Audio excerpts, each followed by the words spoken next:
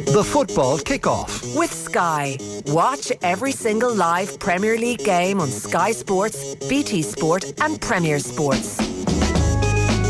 Every Friday morning at 11:30 across all of our social channels, we kick the weekend off for you properly with the Football Kickoff with Sky. All the football you love in one place across Sky Sports, BT Sport and Premier Sports. Make sure you subscribe to our YouTube channel and make sure, because if you want to leave a comment, you have to be a subscriber. I'm delighted to say Colm Boohig is with me in studio. Colm, how are you? Sure. And joining us remotely this morning is Clive Allen. Clive, how are you? Good morning. Very well, thank you. You've gone viral with the commentary of Harry Kane's goal. The official Tottenham Hotspur various social media accounts put it up, and it's a moment I think you're never going to forget. Absolutely, yeah. It was an incredible moment in Spurs' history. Harry Kane sensationally overtaking the legendary Jimmy Greaves. 267 goals. It's not going to happen again. I don't think anyone will ever overtake it. The scuffed finish, as you pointed out, is not one of his best. But actually, there's a bit of genius in that as well. That sometimes you hit the ball exactly where the goalkeeper thinks it's going to go. You ping it perfectly, and the keeper's there because he knew what was going to happen. But that little bit of extra, it takes a touch off the ground, it bounces, it bobbles. Harry Kane's always had that in his locker, hasn't he? Absolutely. It's a case of actually the goalkeeper not being set because he's expecting probably Harry to take a touch. He does strike it into the ground. It was a good bad one, as we say, but the most important thing, it was on target, and not only on target, but a winning goal and a record-breaking goal as well. But he still hasn't beaten the one-season record of one C. Allen. 49 goals in the 1986-87 season. 49.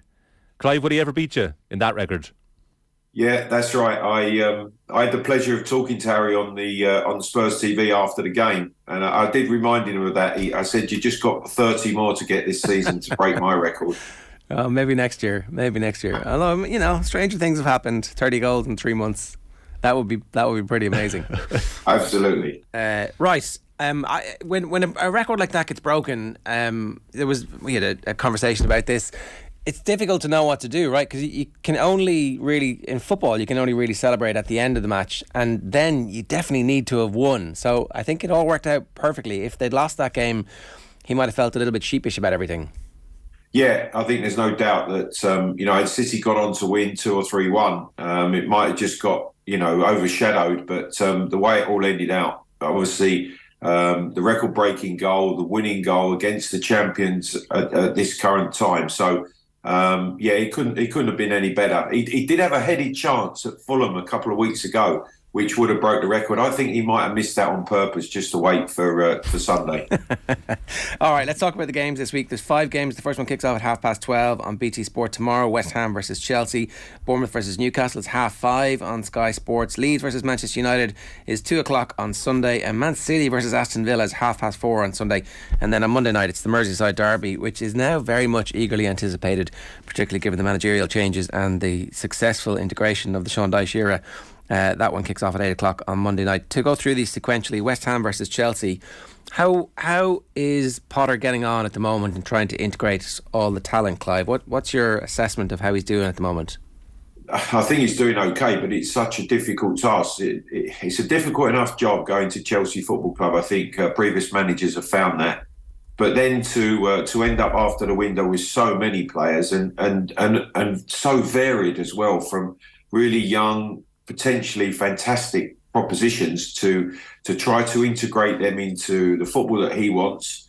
A team that have not been playing, I will say not been playing well, they've just not been getting results that I think people were expecting. So he has, I think, the biggest task, the biggest job on in Premier League football at the moment to get the best out of these players and then get the results that are required. They're in 9th place. They're obviously certainly off of potential Champions League football, which has to be a minimum requisite at Chelsea.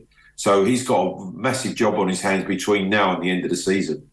The other thing is that, and we take this for, probably don't understand it properly, it's actually a really important derby from West Ham's perspective, and their record at the London Stadium in the last 5 games, they've actually only lost 1 game against Chelsea, and that was in April 2021. The rest of them, they've won or they've drawn. So this isn't an easy gimme in a way that, West Ham not playing great.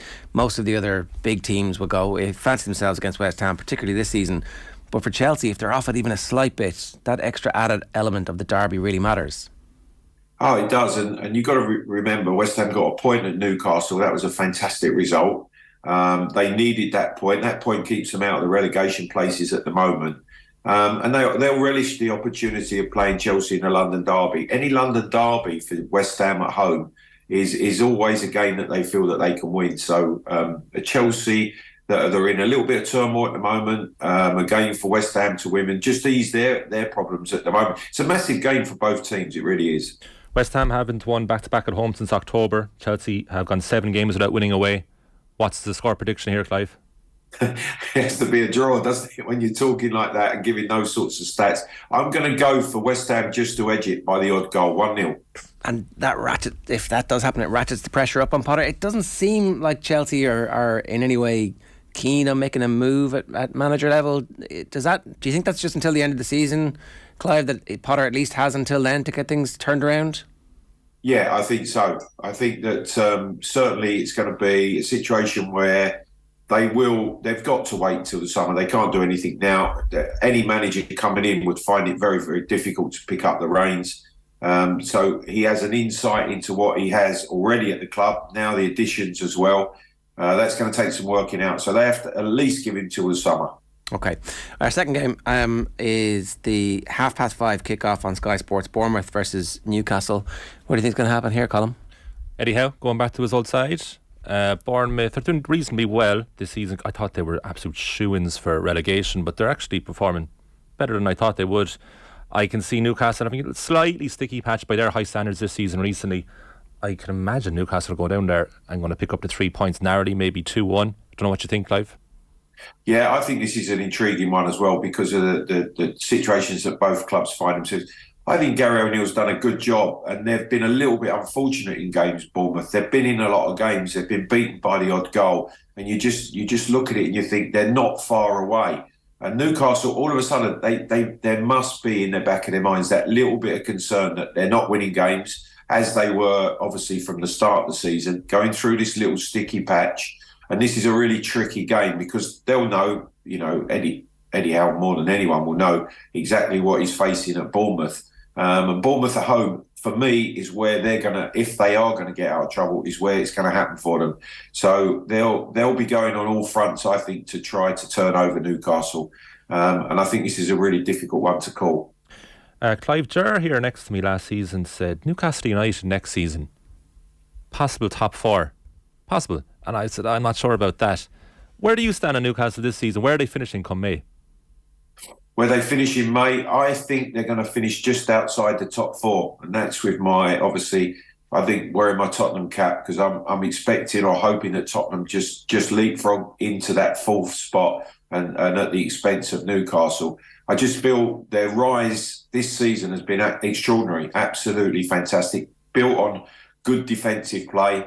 But allied to that defensive play, you have to win games by scoring goals. I think that has dried up a little at the wrong time. So I see they're coming under pressure that they haven't experienced before in terms of being in a position where they want to secure at least 4th place in Champions League football. So without that experience over the last few years or for many years, I just see that Newcastle are going to find it difficult. And I'm going to say they'll finish 5th this season. That's why these games are actually really big. Every single one of these games is a bit of a cup final for them at the moment. And if they can possibly build that sense of confidence and win a few of these, it's actually more important than just the 3 points, it feels like. Because if they were to get into a bit of a rut where they're drawing these games against definitely inferior opposition who just set up against them and are like, we're going to be happy with a 0-0 here, if they can't work their way out of this patch, then you can see how the rest of the teams around them who are used to getting into overdrive, particularly in March, this is when the Champions League places are won. It's vital important for them. Well, that's the difference. I mean, for a year now, Eddie Howe's been complimented, and rightly so, for this fantastic job he's done at Newcastle. And it seems a long time ago that Steve Bruce was in charge under the previous era, but it really isn't that long ago. And now they're getting into this phase now where people are comfortable with the fact that Newcastle are a top side, and now they have to live with that reputation, and they seem to be slightly struggling with it recently. for Bournemouth, this would be a massive win. Like, they're 19th in the league at the moment. Come the end of the season, again, another prediction off you, Clive. Are Bournemouth staying in the Premier League? Unfortunately, for me, no. I think it's very, very tight down there. Southampton sit on the bottom, Bournemouth. I think that I can only see Everton going in the right direction under Sean Dyche. I think West Ham, I think there's a real scrap for that third, I think, drop place. But I see Southampton and Bournemouth going, along with one other, but please don't ask me who that is. It's incredibly tight. From 12th to 18th, 24 points to 18 points, Crystal Palace down to Everton. I think Bournemouth are still in that phase of building where they don't mind being a bit yo-yo for a couple of years because they haven't quite reached the point where they feel like they should be established. Most of the other teams who might come down will feel like this is a massive shock to the system, and any of them could get sucked into it. Let's move on because the games on Sunday are really, really interesting. It's Leeds versus Manchester United at 2 o'clock on Sky Sports, and Manchester City versus Aston Villa at 4:30 also on Sky Sports. Both those games live on Off the Ball and News Talk as well. Leeds' performance during the week is going to give them a bit of hope, Clive, that they might be able to do something here. They certainly won't be intimidated at home. No, not at all. And I think that Ellen Road is going to be absolutely electric. I think, the managerial change has taken. They've had a little bit of bounce in terms of the result that they achieved at Manchester United. And that could have been a win, which would have been sensational, the way Manchester United have been playing. So Leeds playing at home against Manchester United for just for the club, I think it's going to be a stadium full of energy, and this is a difficult one for Manchester United. It isn't the league game that they played in the week; it's the next game, and Manchester United would feel that they slipped up by a draw in that game. So the second game against Leeds in 4 days, they know what they're coming in for, and they're going to have to be at their best, Manchester United, to get a result at Leeds. This corresponding fixture occurred exactly 51 weeks ago. A rare positive game under Ralph Rangnick. Leeds 2, Manchester United 4. They've come a long, long way since. One player I was focusing on there during the week, Live, in the game at Old Trafford is Wout Weghorst. Can he succeed in an Eric Ten Hag system for you as a number 9? Yes, I think he can, because I think they don't have another option or another player of that ilk. So I think that he gives them that different dimension. The manager knows him, having worked with him before. I'm not sure he's going to be the long-term answer, but certainly I think he's been a good fit for what they've needed at this moment in time. I thought they looked so much better when he was taken off, and they didn't actually have that target man. And I can see his quality, and like he reminded of us that in the World Cup, and he scored the winner for Burnley against United a couple of seasons ago as well, and like clear technical ability, but does he not for you feel like the odd one out in this current United team, or do you really think he can actually make it? Yeah, because just that giving that different type, they haven't that type of player, and I think they need the aerial threat from crosses. I think that he can link the play, and he scores a goal. And so, as a leader of the line, he's fitting. I think he's fitting the criteria that Manchester United haven't had for quite a period of time now. Yes, they've got options to change it up, that is the situation they find themselves. He goes off. It then gives Leeds the different problems that they hadn't faced in the game. And there was one or two trying to prove themselves for Manchester United as well on the night. So in terms of the way the manager dealt with it and handled it and made those changes, I think it was really positive. He's clearly a stopgap. That's somebody that they've brought in for this period of time. I'd be surprised if they were to make this permanent. Things you'd need to start scoring a lot of goals for them to make it permanent. But the way Clive's describing it there, it's like it's giving you options to make your opposition think differently and see how quickly they respond, while actually what you're doing is setting up the period of the game where you're going to be at your very best. Yeah, the way I'm looking at it is it's kind of to a lesser extent like Erling Haaland at Manchester City at the moment. I'm trying to decide, watching Weghorst for United, is Weghorst doing everything right himself and they're not servicing him, or is he letting them down in the final third? And at the moment I'm a bit on the fence about it, but I understand the fact that he's an alternative option. I'm just not 100% convinced by him, and I'm surprised that Ten Hag signed him, but like, you're not going to question Ten Hag at the moment. Like, he's doing so much right at the club. And well, it's desperation, right? Like, yeah, but he could have. I think the team that finished against Leeds the other night when Weghorst was off was a more exciting team on paper, and it actually, they seem to collaborate a lot better too. Maybe, but then they didn't have Sancho for ages for whatever reason. Like, there was a good 5-month period there where the manager just did not trust him at all. And now, obviously, whatever they've done, they figure he's back and maybe you see Weghorst was just a warm body that was available to them at the time, and that was the desperation in the transfer window.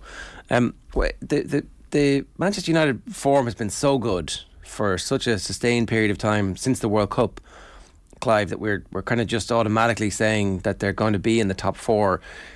Was there a bit of them during the week where it was right there for them to announce themselves as part of this title race and they couldn't quite do it?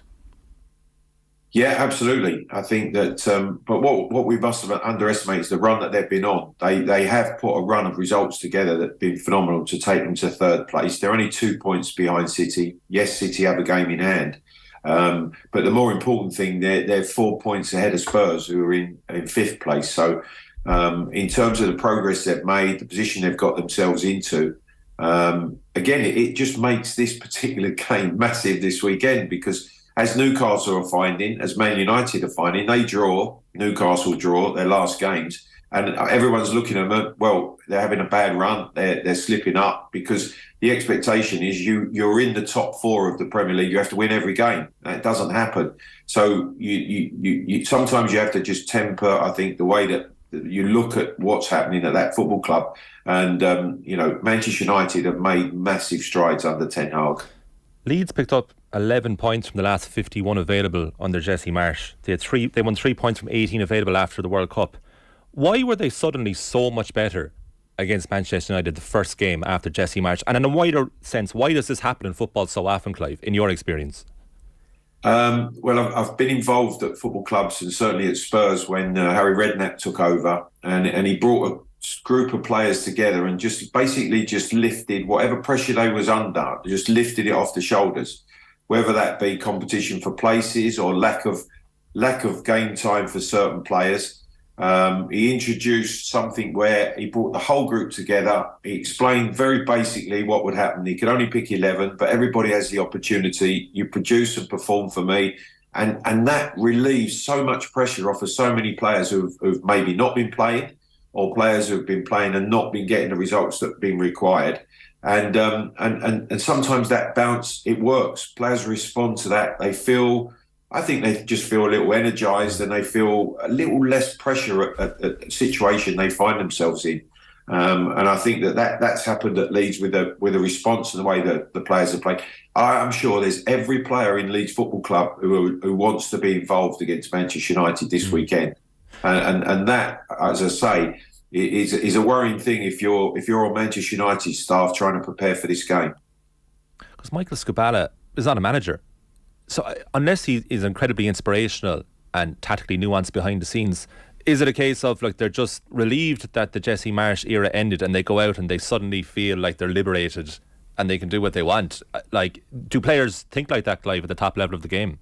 Yeah, absolutely. Being given license to produce what you're capable of.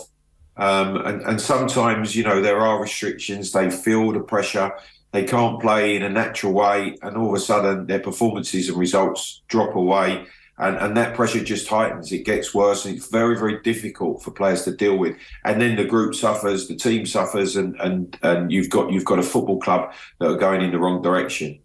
If I'm Leeds, Marcelo Bielsa, no, come back. No, it didn't work. No, I don't think so. Can't do it. Explain, both of you, why?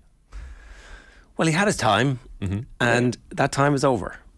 That's like, there was a divorce. You can't, history would show that that's not the right thing to do in any situation in life.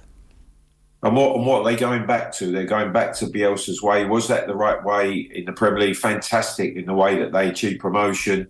It was all new. It seemed clever, and they were very responsive to players. But then you just looked at them, and the way that they were playing, they just looked like they were going to concede goals every single game. Just in terms of the way that they were set up under Bielsa, the results that they achieved. So I'd be very surprised if they go back to Bielsa or Bielsa returns. We were talking about the pressure and the impact that it might have on Newcastle. We're going to see how well Arsenal deal with it. They've got a nice fixture against Brentford this week at 3 o'clock on Saturday. But from Manchester United's perspective, is there a possibility that they could actually crowbar their way into the title race, Clive? Oh, absolutely. I think they are in the title race. They've got to believe that. They are 2 games ahead of Arsenal. Arsenal Arsenal, being beaten at Everton, which when we look at it, you've got to say, well, those games happen. However good your season is, however well you're playing, that was something that was potentially going to happen when Everton changed their manager. The new man comes in, knowing Sean Dyche and the way that he works, he's got the response of those players. You can see they're bought into what he's offered them. He said to them, you're good players, no additions to the squad. We've got what we've got here to the end of the season, and we're going to do everything we can to get out of trouble. So that was a mighty difficult game, and Arsenal couldn't play the game that they've played all season. That was the way that I saw it. You look at Arsenal, the Arsenal that beat Spurs. It wasn't the same. It wasn't the same type of performance because Everton didn't allow them to play that way. It'll be interesting to see if other teams use that as a template then to take on Arsenal. And all of a sudden, in previous years, we've obviously expected teams to get 100 points to win the league, but that's not going to be the case this year. It could well be a significantly smaller number of points that you need, and as a result, that brings lots more teams into the net. Speaking of which, Manchester City against Aston Villa on Sunday. Again, this is an absolute gimme over the last number of years, a routine 2 or 3 or who knows victory for Manchester City. But Unai Emery is somebody who will put a lot of thought into making Villa hard to beat, and there's just that little wrinkle with Manchester City at the moment that they are not firing on all cylinders at the moment. Any idea why, Clive? Well, I was at the Tottenham Hotspur Stadium to see Spurs beat them. I have to say I was really disappointed in Manchester City in terms of, first, the way that they set up. Obviously, they played Lewis on the left, who came into that midfield position. They got Spurs tactically got it absolutely right in terms of the way that they pressed, the way that they regained possession, and getting at Manchester City's defence. They were in trouble numerous times in the game. So, Unai Emery would have looked at that. Which team is Pep going to start with? Which players are going to be in what position? There's all these questions at the moment, and sometimes you look at Manchester City with the quality they have, and if in particular, if I was Erling Haaland, I would be really disappointed because he made numerous runs in the game and into positions where I think in other teams he would have been given passes and opportunities, and that didn't happen. And you could see his frustration was incredible. It was a game where, game of two centre forwards, and the stories that we know unfolded. Haaland, very, very quiet. I'm sure bitterly disappointed that his participation in the game was minimal. And Harry Kane's, as we said, was sensational. So Manchester City, I think this is a really difficult period for them now. Not only in the Premier League, but with Champions League football. I honestly, and have said this week, I don't think Man City are winning the Champions League playing this way. No, I don't think so. I mean, Erling Haaland's participation was minimal. I mean, saying the least. He didn't touch the ball in the box. Not once. Look, Haaland is going to score goals regardless of where he goes. He's a generational talent. Has he gone to the wrong club? Oh, I think he has gone to the right club, yeah. But he needs the service that he thrives on, and we've seen with that at the start of the season. There was opportunities where they do need it's what you call a risk pass. They need to make that risk ball into the box, into areas that he's going to run in, and it just seemed they wasn't going to do that at Spurs, and therefore he's not effective. You're not playing to Erling Haaland's strengths. He can't change that. The Romero yellow card was halfway in his own half. He had to come that deep early in the game, in that first half period, because he wanted a touch of the ball, and he ends up getting fouled. Romero gets booked, but that was where Erling Haaland was actually trying to get involved in the game. It's such a conundrum, isn't it, that you kind of, and the way it started as well at the start of the season, where he was scoring all the hat tricks. We were wondering how many it's going to be over the course of the season, and what's the final number. So we'll wait and see. Have you predictions for Man City and Aston Villa? Is it definitely going to be a Man City win? Well, they've got to win. I think they've got to win. They can't afford to give Arsenal any more opportunities to draw further away. They don't want to give Manchester United the opportunity to take second spot. So it is a must-win game for Manchester City. Otherwise, I think everybody's going to be analysing the way that they're playing. Is Haaland the right fit? Which he is. But you've got to play the right way to him. So, I'm going to say Manchester City are just going to edge this one. It's all about who's motivated by hurt more. Villa last time out lost 4-2 at home to Leicester, who went exactly brilliant this season. They've been terrible. And City were very, very limp against Spurs. Yeah. So who wears the anger better?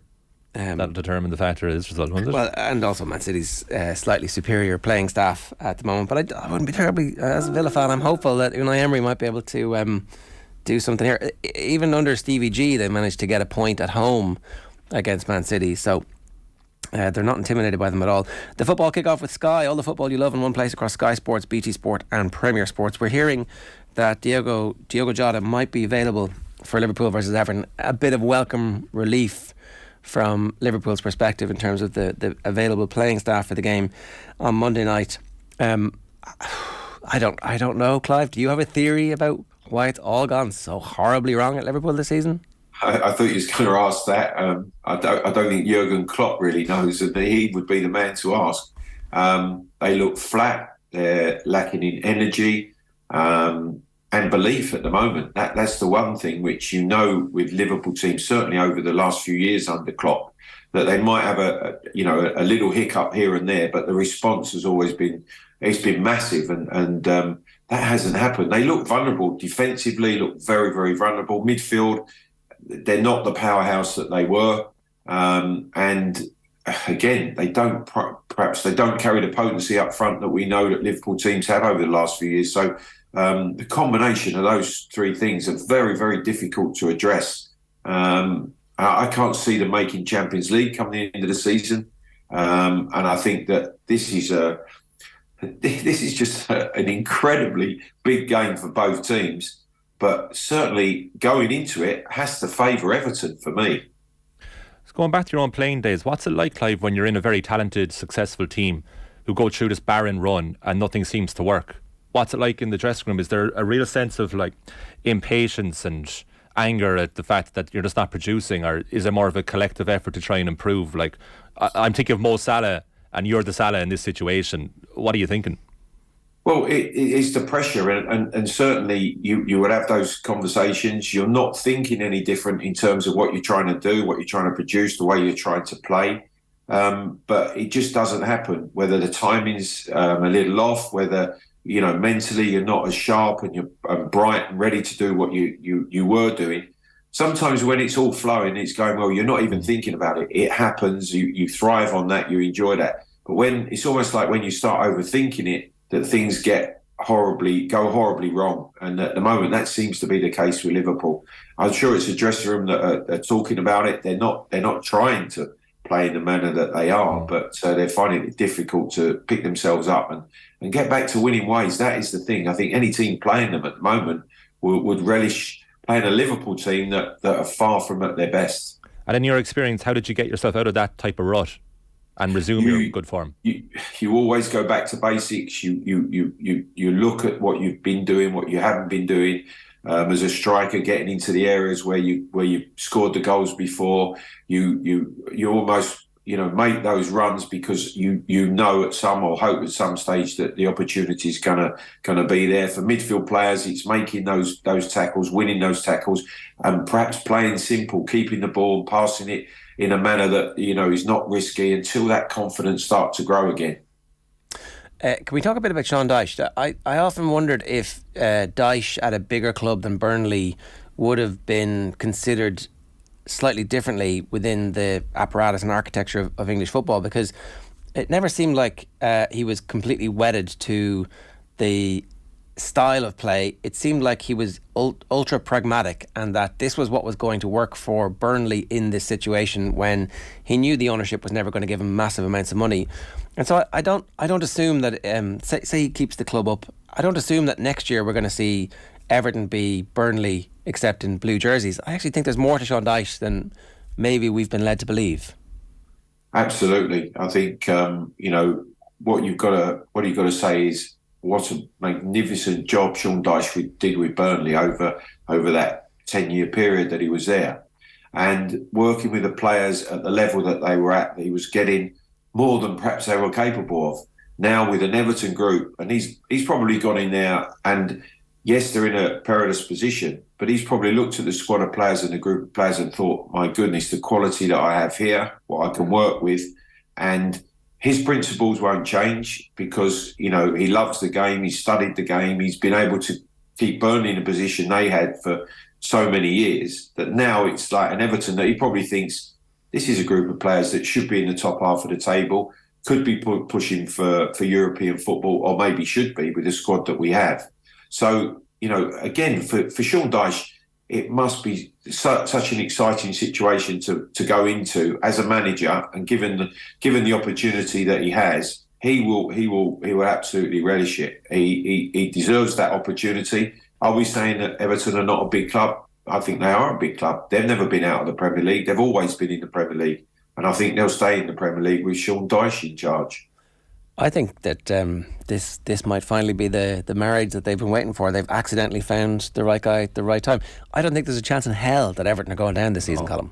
No, but I really didn't even think they would if Frank Lampard had remained. Like, Lampard proved last season he was able to help them avoid relegation and kind of lead that, even though you could argue that, okay, he got them into it, but he was only taking over a poor regime anyway, and he got them out of it. But I think Everton's ambition should go far beyond 17th place. I think they were going down with Frank Lampard, I have to say. I'm not sure. Do you know why as well? I'm just looking at, again, those teams from 12th to 18th, that there are poorer teams in the league than Everton, and I think Lampard would have got them out of it. But with Dyche, it's like, yeah, you're right, like, he should step up to the next level in his career, because we really don't know the extent of Dyche's potential. And I don't know, Clive, it's a 2.5 year contract. I mean, in the summer it's already down to the last 2 years, then you're 18 months left, and then suddenly it's like, what's the scale of Everton's ambition for Dyche? How far can he take them, provided he keeps them up this season? Oh, I think it will be a situation where he'll want to grow to develop the club in terms of the way that the players he wants, and that will happen in the summer. If he keeps them up, it's a completely different dynamic to one in which, if they were to go, which I don't think they will. So staying in the Premier League is the priority. He knows that he can work with that goal and as his target to the end of the season. Then the additions that he makes in the summer, and I think that will happen because to move the club forward, it will be Sean Dyche. There's areas after that period of time. There's areas that he will know that he wants to address. So it's a work in progress under Sean Dyche with Everton, but I think they will go from strength to strength. All right, we'll leave it there this week. Clive, great to have you with us. Thanks a million. And Everton will win. Yeah, you think so? I think they'll win it by the odd goal. If they play like the way they did against Arsenal, I think that Liverpool are up against it. I really do. Even though they're at home against obviously the rivals from across the park. Gee, that's a big call, Clive. Like, Jurgen Klopp could be with us in the kick-off next week if Everton win this game. Jeez. That's a big call. We will see. Good stuff. The football kick-off with Sky. All the football you love in one place across Sky Sports, BT Sport and Premier Sports. We're live every Friday around about 11:30. And you can hear us again then on Friday evening and Off the Ball on News Talk. If you want to leave a comment on the YouTube channel, you need to be a subscriber. It's youtube.com/Off the Ball. We'll see you next Friday at 11:30. Take care. The football kick-off with Sky. Watch every single live Premier League game on Sky Sports, BT Sport and Premier Sports.